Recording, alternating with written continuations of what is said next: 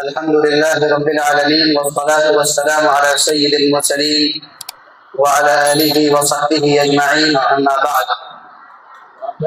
قال الله تبارك وتعالى في القرآن المجيد والفرقان الحميد: أعوذ بالله من الشيطان الرجيم، بسم الله الرحمن الرحيم. إنا نحن نزلنا الذكر وإنا له لحافظون. وقال النبي صلى الله عليه وسلم: إن لله أهليين من الناس. قالوا: يا رسول الله من هم؟ قال: هم أهل القرآن، أهل الله وخاصته، أو كما قال عليه الصلاة والسلام. میرے محترم بزرگوں اور میرے دینی ایمانی بھائیوں، تمام تعریفیں اس اللہ کے لیے ہے کہ جس اللہ کی توفیق سے، جس اللہ کی مدد سے آج مکمل قرآن ہوا ہے. اللہ تعالیٰ نے مجھے مکمل قرآن سنانے کی توفیق عنایت فرمائی اور آپ حضرات کو سننے کی توفیق نصیب فرمائی. ہم دونوں پر اللہ تعالیٰ کا کرم تھا، ورنہ ظاہر سی بات ہے پورے قرآن کو سنانا، پورے قرآن کو پڑھنا. ایک چیز ہوتا ہے قرآن کو پڑھنا، صرف اتنا ہی نہیں بلکہ تراویح کے اندر پڑھنا. تو ایک حافظ کے اوپر کافی پریشر ہوتا ہے کہ قرآن کو پڑھنا، پھر یہ بھی یاد رکھنا کہ ہمیں اتنا سنانا ہے، اتنے رکعت میں رکوع کرنا ہے، یعنی رکعات کو بھی یاد کرنا، اور پھر کہاں پڑھا ہے، پہلے رکعت میں کہاں تک پڑھا، دوسرے رکعت میں کہاں سے شروع کرنا ہے. یہ محض اللہ کے فضل، اللہ کے کرم، اللہ کے توفیق سے ہوتا ہے، ورنہ اللہ تعالیٰ کہاں پر کس کو پھنسا کے روک دے کچھ پتہ نہیں. بعض مرتبہ ابھی ایک صاحب بتا رہے تھے کہ وہ عمرہ کرنے گئے تھے تو مسجد نبوی میں وہ تراویح پڑھ رہے تھے. مسجد نبوی میں نماز پڑھ رہے تھے، تو ان کے کہنے کے مطابق امام صاحب سورہ فاتحہ پڑھے، اٹک گئے اور پڑھ نہیں پا رہے تھے. ایک دو بار پیچھے پڑھے تھے، اس کے بعد سورہ فاتحہ الحمدللہ رب العالمین، اس کے بعد وہ آگے نکلے مسجد نبوی کے امام. تو یہ اللہ تعالیٰ ہوتا ہی ایسا ہے کہ یہ قرآن ایسی ہی چیز ہے، اللہ کا کلام ہے، اللہ کی مدد ہوتی ہے تو انسان سنا دیتا ہے. ہم لوگ تو جانتے ہیں قرآن کو ایسے پڑھ لیتے ہیں، لیکن مسلمان آنے کے بعد زیادہ کیفیت ہو جاتی ہے، ایک الگ طرح کا مطلب کہ ماحول ہوتا ہے. اللہ کی مدد ہوتی ہے تو زبان چلتے رہتی ہے، لیکن کب کہاں بند ہو جائے، کب کون سا الفاظ بھول جائے ذہن ہی بھی نہیں آتا، پتہ ہی نہیں چلتا. تو یہ اللہ کا فضل ہے، اللہ کا کرم ہے، میرا کوئی کمال نہیں. بس محنت میں نے کیا ہے، میں اللہ سے بھی کہتا محنت کرو، لیکن اللہ تبارک و تعالیٰ ہی کا کرم تھا، فضل تھا، اس کی توفیق تھی تو اس کے توفیق سے مکمل قرآن سنانے کی توفیق سے کرنا. اور سب سے بڑی بات کہ کوشش میں نے تو یہ کیا کہ قرآن کو آرام سے پڑھا. یہی ہونا چاہیے کہ قرآن پاک کو ہم پڑھیں تو پڑھنے والا بھی مزہ لے، سننے والا بھی مزہ لے. یہ کیا نام ہے، رسمی طور پر کیا نام ہے تراویح کو نکال دینا کہ چلو تراویح پڑھ لیتے ہیں 20 رکعت، چلو کوئی رمضان پڑھ لیتے ہیں، یہ اس کو کہتے ہیں تنخواہ دینا. اس کو کہتے ہیں چلو بھائی ایک انسان کے اوپر اللہ نے اس کو سنت قرار دیا، اس کو چلو اس کو ادا کر دو، اس کو ادا کر دو چلو. تو یہ بھائی ادا کرنے کی بات نہیں ہے. ہونا تو یہ چاہیے. ہمارے استاد محترم حضرت مولانا یحییٰ نعمانی صاحب فرماتے ہیں کہ اللہ تعالیٰ نے رمضان کے مہینے میں تراویح کی نماز ہماری پورے سال کی نمازوں میں سب سے بہتر نماز ہونی چاہیے. لیکن افسوس کی بات یہ ہے کہ آج دیکھا یہ جاتا ہے کہ رمضان مبارک کے اندر ہم لوگ تراویح ایسا پڑھتے ہیں بعض جگہ کہ سب سے خراب نماز اگر کوئی ہوتی ہے وہ تراویح کی نماز ہوتی ہے.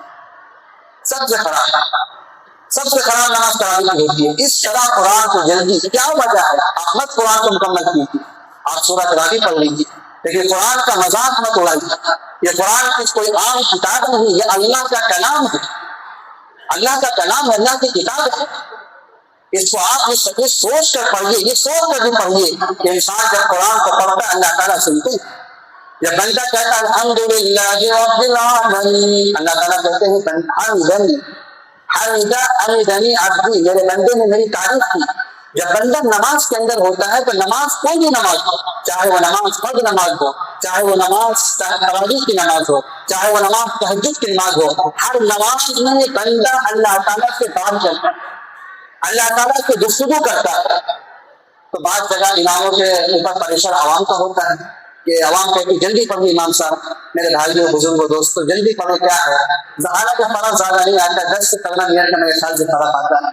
تو یہ عادت بنائیے اور مسجدوں کو ڈھونڈیے جن مسجدوں کے اندر قرآن پاک صحیح سے آرام کے ساتھ تلفظ کے ساتھ پڑھا جاتا ہے. عام طور پر لوگ اس مسجد کو ڈھونڈتے ہیں جہاں پہ جلدی, جہاں پہ 9 بجے ختم, جہاں پہ 9 بجے میں ختم تذکرہ ہوتا ہے, وہاں پہ 9 بجے ختم ہو گئے. میرے بھائیوں کہ آپ کیا چاہ رہے ہیں کہ تراویح وہی آپ پڑھ لیں, یا آپ کہتے ہیں کہ تراویح کا آپ کو ثواب ملے. بعض دفعہ ایسا ہوتا ہے امام صاحب پڑھ رہے ہیں پہلے رکعت بیٹھتے رہتے ہیں.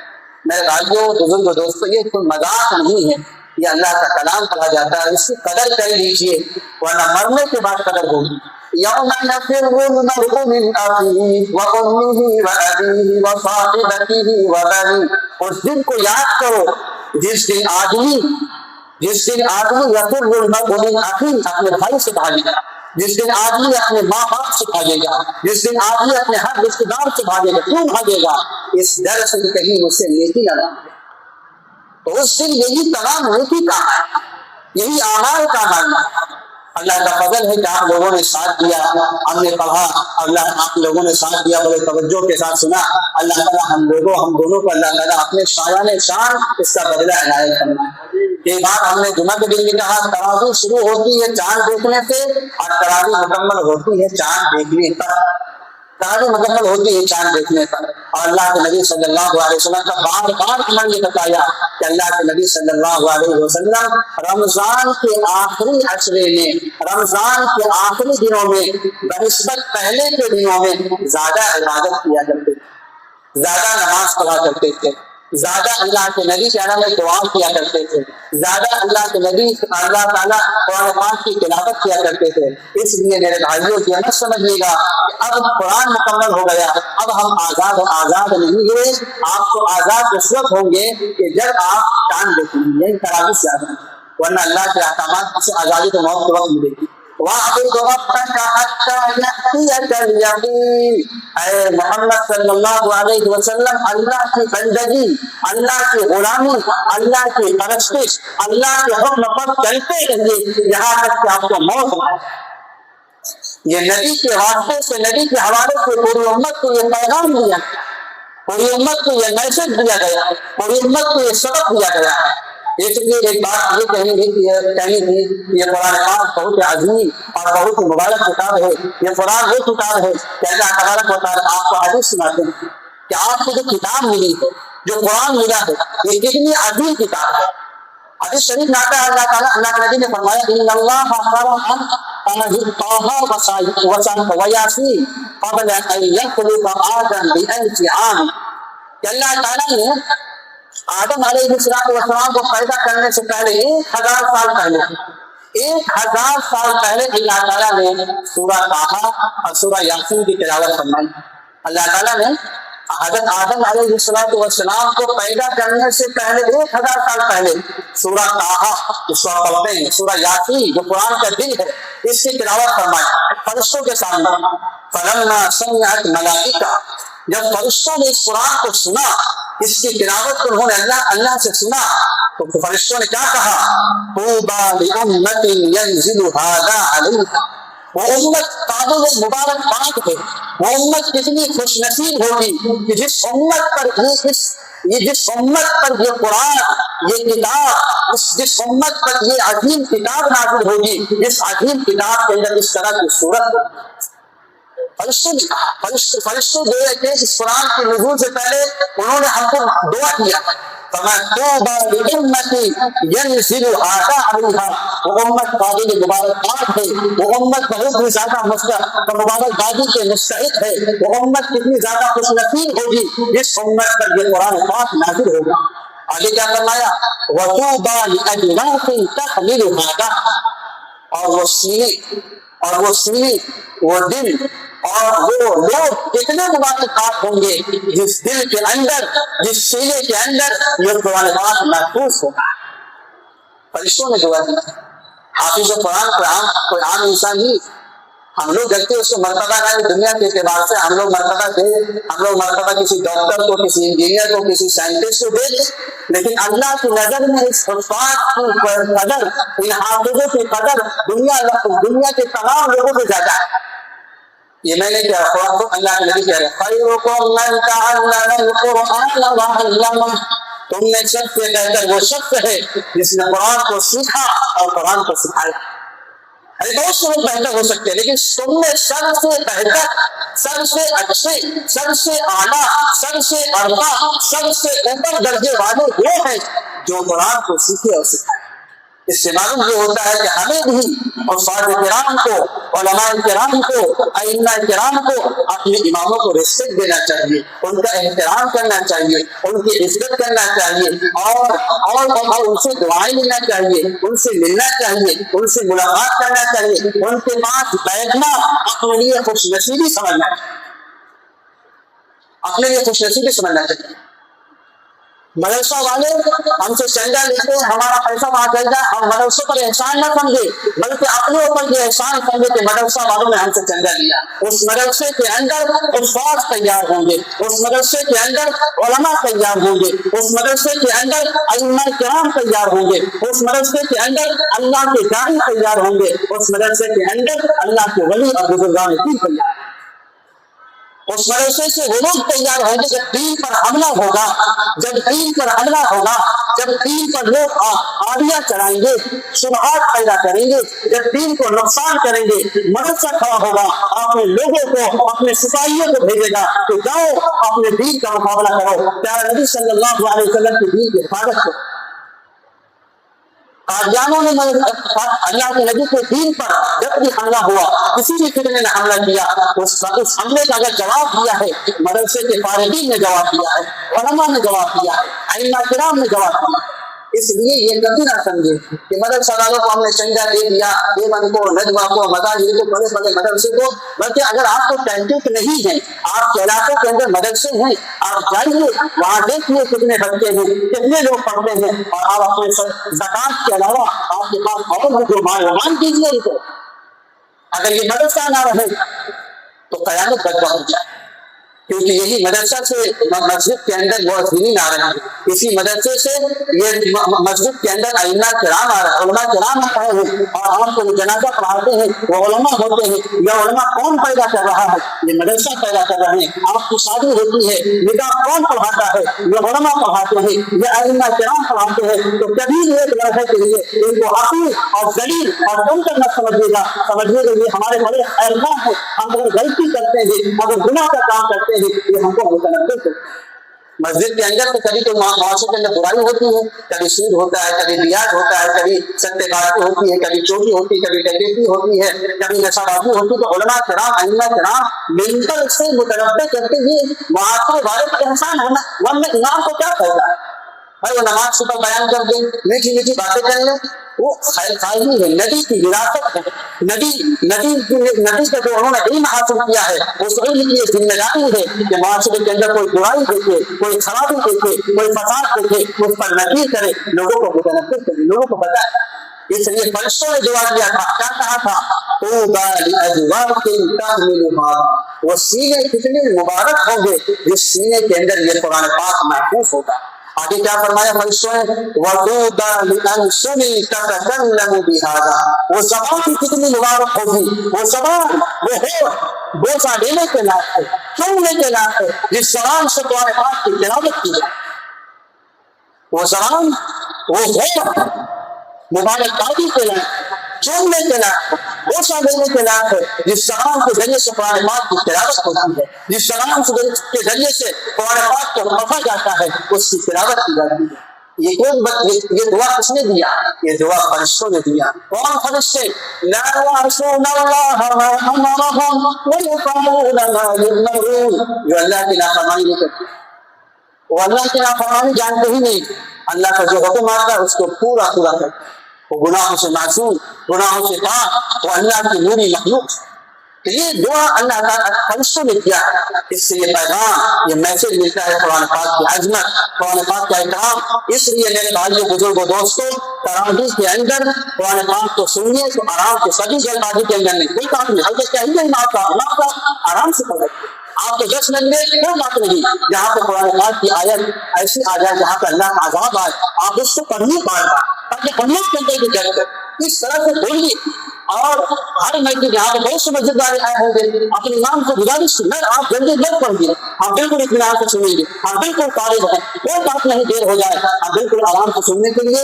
رمضان کا مہینہ ہی تو آیا ہے, ورنہ پورے سال ہمیں قرآن پڑھنے کا موقع نہیں ملتا ہے, قرآن پاک کو سننے کا موقع نہیں ملتا ہے. اس مبارک مہینے کے اندر اللہ نے یہ رمضان کے اندر تراویح کو جاری فرمایا. یہ تراویح سنت ہے, اور تراویح کے اندر قرآن کو پڑھا جاتا ہے, اور پھر بھی قرآن کو جلدی جلدی پڑھ دے, یہ تو بہت ہی محرومی کی بات ہے. نہیں, آپ جلدی آپ بالکل آرام سے پڑھیے, سکون سے پڑھیے. بلکہ بعض جگہ تو آپ ایک ریکویسٹ کیجیے, گزارش کیجیے, امام صاحب آپ نے جو قرآن آپ نے تراویح پڑھا, بہتر یہ کہ تراویح کے بعد یا کسی وقت ہمیں اس کے معنی مطلب بتائیے.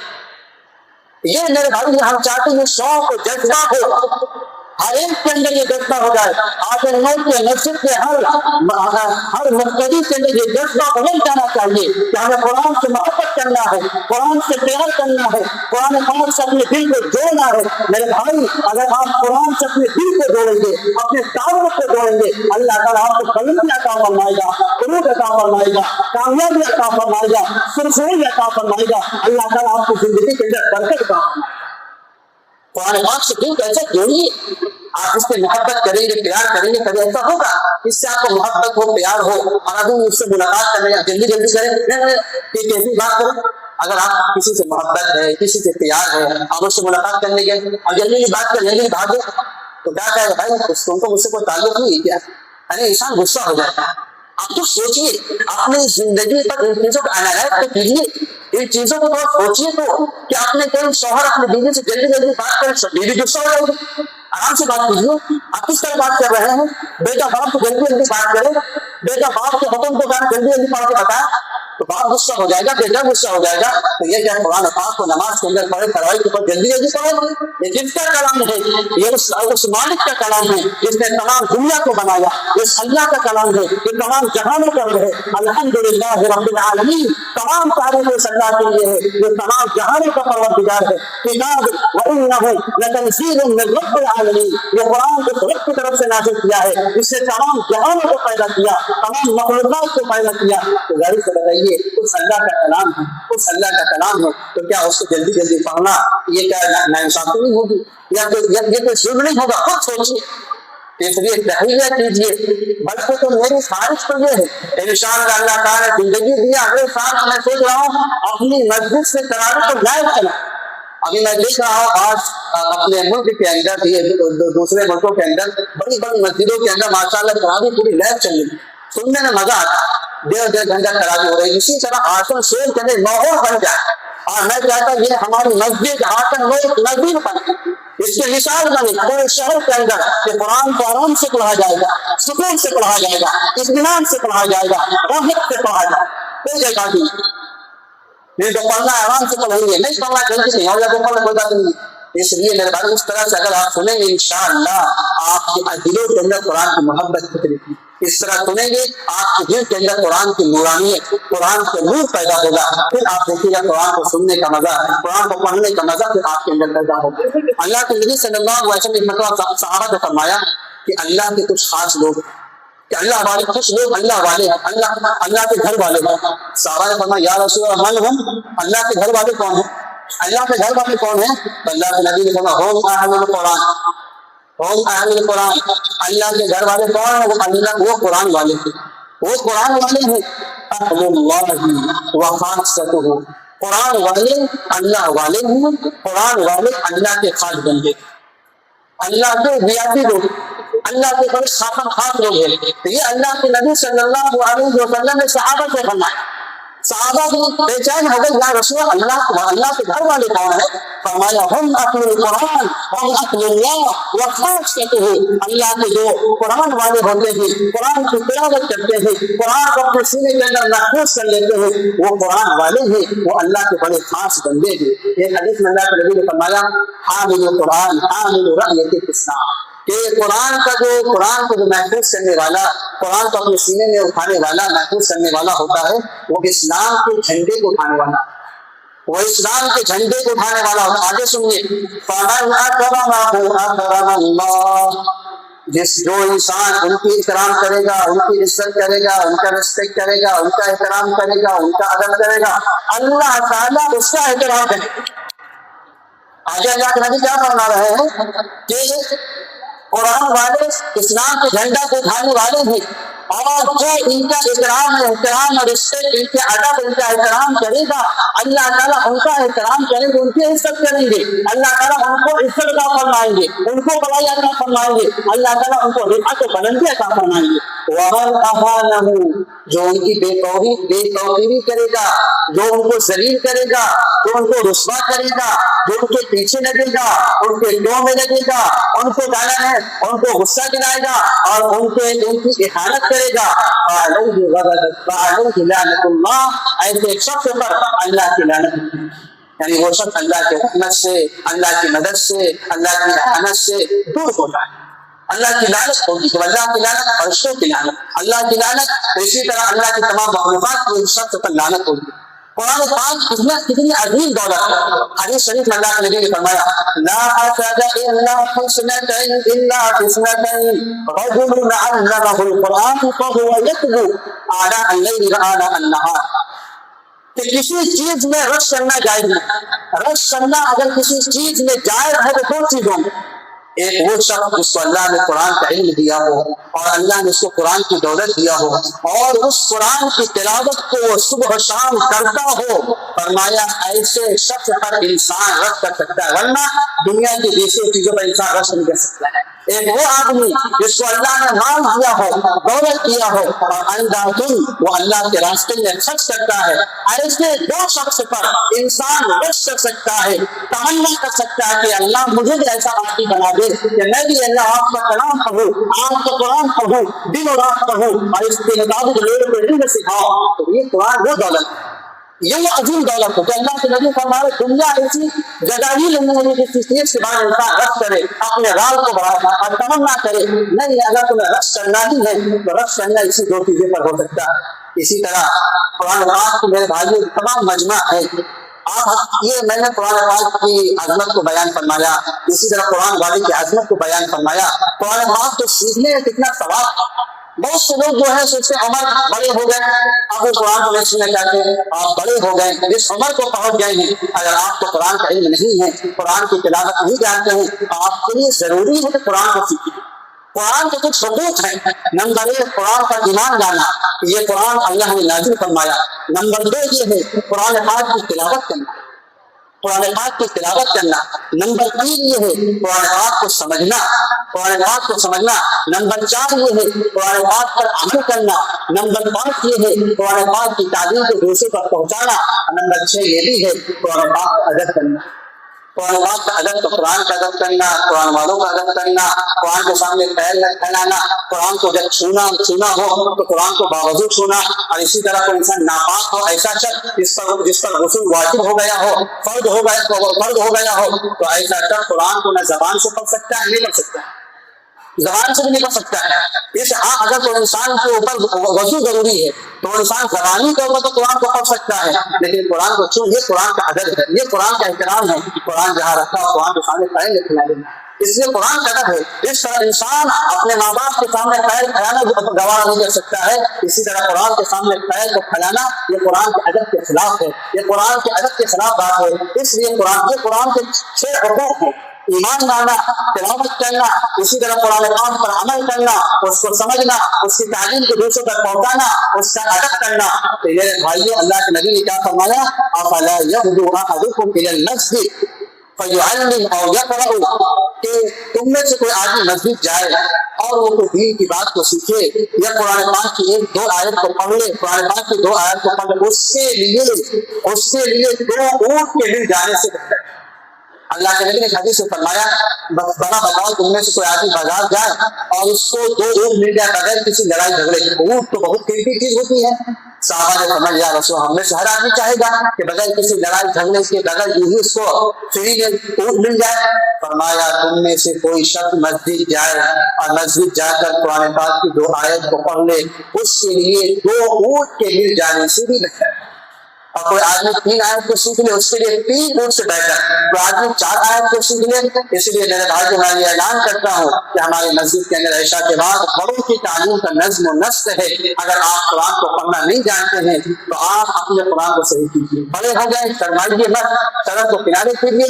آپ نہیں شرماتے کہ اللہ کے سامنے دونوں کھڑے ہوتے ہیں، اللہ آپ کے قرآن کو سنتا ہے اور صحیح کے قرآن نہیں پڑھتے ہیں، اللہ کو سن رہا ہے، اس وقت آپ کو شرم نہیں آ رہی ہے۔ اس لیے اللہ کو شرم کرنا، اللہ کی شرم کیجیے، اللہ سے حیا کیجیے۔ اللہ تعالیٰ زیادہ اس بات کے حقدار ہے کہ ان سے شرم کیا جائے، وہ تو آپ کی تلاوت کو سن رہے ہیں۔ آپ اچھے حافظ کو اپنے امام صاحب کو قرآن سنائیے اور کہیں امام صاحب میرے قرآن کو سن لیجیے تو میں کیسا پڑھ رہا ہوں۔ امام صاحب کو کہنے آپ صحیح نہیں پڑھ رہے ہیں، آپ کے تلفظ صحیح نہیں ہے، آپ صحیح سے پڑھ نہیں پا رہے، تو میرے بھائی آپ اپنا سب سے پہلا کام یہ سمجھیے ہمیں قرآن کو صحیح کرنا، سب نیت کیجیے بولے ہاں انشاءاللہ ہم قرآن کو صحیح کریں گے، انشاءاللہ قرآن کو درست کریں گے، الفاظ کو صحیح کریں گے، اپنے نماز کو صحیح کریں گے، اپنے وضو کو صحیح کریں گے۔ میرے بھائی جینا ہے اسلام پر جینا ہے، مرنا ہے اسلام پر مرنا ہے۔ یہ زندگی کا کوئی بھروسہ نہیں ہے، موت کا جھٹکا آئے گا، آپ اپنے مال و دولت کو چھوڑ کر چلے جائیں گے اور خالی ہاتھ آئے تھے اور خالی ہاتھ قبر کے اندر دفن ہو جائیں گے۔ اس لیے آج کار کے چکر میں، دکانوں کے چکر میں آپ بالکل دکان کیجیے، تجارت کیجیے، بزنس کیجیے، کاروبار کیجیے، جاب کیجیے، انہیں وقت میں سے کچھ وقت اللہ کے لیے، مسجد کے لیے، نماز کے لیے اپنے وقت کو نکالیے اور اپنے قرآن پاک کو صحیح کیجیے۔ اللہ تبارک و تعالیٰ سے دعا ہے کہ اللہ تعالیٰ ہمیں ان سے باتوں پر عمل کرنے کی توفیق عطا فرمائے۔ سب سے پہلی بات یہ ہے اللہ تعالیٰ ہم سب کے دلوں کے اندر قرآن کی محبت کو پیدا فرمائے۔ اللہ تعالیٰ ہم سبوں کے دلوں کے اندر علماء کی محبت کو، ائمہ کرام کی محبت کو اللہ تعالیٰ ہم سبوں کے دلوں کے اندر پیدا فرمائے۔ جو باتیں کہی گئی ہیں اللہ تعالیٰ ان باتوں کے اندر ہم سبوں کو عمل پیرا بنائے، اور جو غلطی کو شامل ہو گئی ہے اللہ تعالیٰ ہم سب کو معاف فرمائے۔